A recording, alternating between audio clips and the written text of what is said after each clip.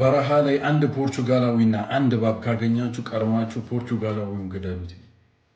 ምቀኛ ሰው ካገኛችሁ ብሩኖ ፈርናንዴዝ፣ ጃኦ ኔቬዝ፣ ቪዚኒያ እያላችሁ ጥሩት። ምቀኞች ክለባችሁ ላይ እኮ እንደናንተ አቀባይ አሲስተር የለም እኮ። ለሱ ግን አንድ ኳስ እንኳን አላቀበላችሁ።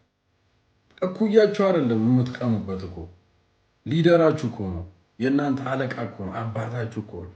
ልትታዘዙት፣ ልትሰሙት፣ ልታቀብሉት ነበር የሚገቡ። አርጀንቲናዎችን አታዩ ለሜሲ እንዴት እንደሚሞቱለት? ፍራንሶችን አታዩም ለምባፔ እንዴት እንደሚጋደሉ?